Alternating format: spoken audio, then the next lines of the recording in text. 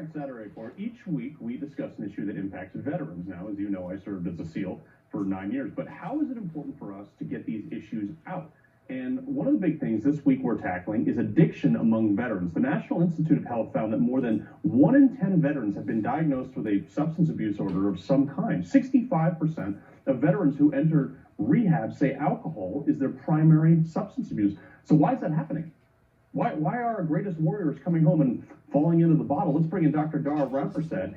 He's a licensed psychologist who treats veterans and first responders. Good morning, sir. How are you? Good morning, Cole. Doing very well. Thank you. Thank you for having me. Oh, our pleasure. Our pleasure. So, look, this is near and dear to my heart. And, you know, I've dealt with, my own demons from coming back from war and things like that. Alcohol and substance abuse was not it. However, you deal with substance abuse quite frequently. Tell us a little bit about your experience, why veterans fall into that, and I want to hear about it. Sure. So, in my experience working within correctional settings, as well as in community settings, I've seen reasons why veterans have been arrested and convicted of different crimes. Usually, alcohol involvement is definitely a part of it, or other drugs. And we think about reasons that people start using drugs in the first place. In the military structure, we have high structural kinds of boundaries that people have to abide by. And then coming out of the military, we have such a low boundary system that people have to figure out how they're going to coordinate life on their own without being told what to do. Other things like survivor's guilt, which you may know about and or have experienced or seen folks experience, or moral injury. Where, why is it that I came back home, but my fellow colleagues had not had an opportunity to come back home?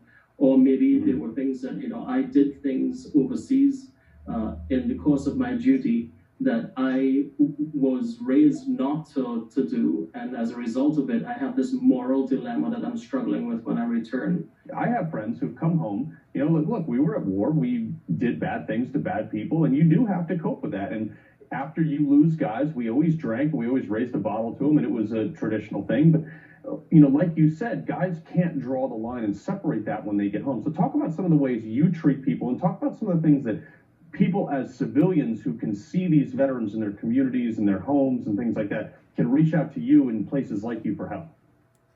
Thank you. So, one of these main things, Carl, is trying to help people realize that this progression towards sobriety is a choice. And you need to take an account of some of these things and the feedback that you're getting from your family member and your friends before you even decide to make that phone call. The first thing I think that any veteran looking to get treatment from a provider in the community is to understand that not all providers may fit your personality profile, and it is okay to try different providers and don't give up. The more that you try to obtain treatment and maintain sobriety, the greater the outcome you have of actually becoming sober. Understand that where you've come from isn't necessarily where you're going to be. So just because you have been addicted to alcohol and or other drugs for a period of time in your life, it doesn't mean that that's what the future has to hold for you. So having some positivity and some hope in your own outcomes.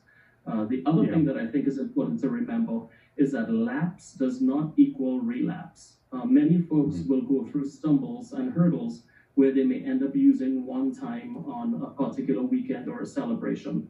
But it doesn't necessarily mean that you have to keep on using. Relapse is part of the program where you end up becoming sober over time. And for the providers that are helping these folks, I think one of the main things is non-judgmental listening and understanding that addiction can happen to anybody. So what are some of the warning signs, though, if, your son or daughter or brother or sister or something is starting to not be himself, becoming withdrawn? What are some of the other warning signs that people can see to try to get help?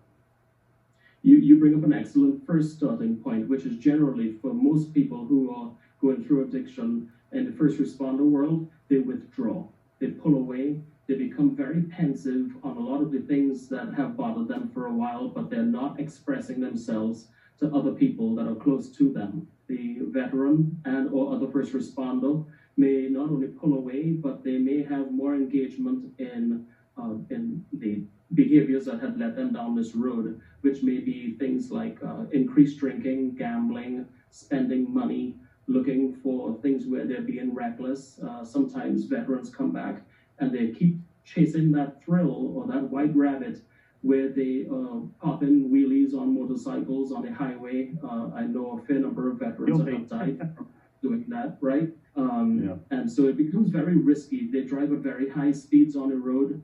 And so they may increase in other risk-taking behaviors that are indicative of the fact that they may need some more support and structure. Look, if you're a veteran, if you know a veteran, it's okay as a veteran. You're trained to be the toughest guy in the room, but it's okay to ask for help sometimes. I think that's what a lot of guys, myself included, I've been hesitant to ask for help before, and it's difficult for us to break down that wall. So, Doc, real quick, how do you break through to people like that who just aren't seeking the help? So, literature, like sharing things that are signs and symptoms of illness is one thing when people are in this pre-contemplative state of change, where they may not even recognize that they have an issue going on. Just sharing some stuff with them that, see, for the person that uses, they think that what they're doing is normal. But if they can start to understand what the rest of the folks are doing that are not really fitting that standard, it really helps them to understand, hey, maybe this is a bit askew and I need to fix my behaviors to match what other folks are doing, because what I thought was normal behavior is actually self-destructive. Dr. Jared Rampersad, I really appreciate you for joining us today. Thank you for doing the great work you're doing, to keep it up. Thank you, Cole. I appreciate it. Thank you.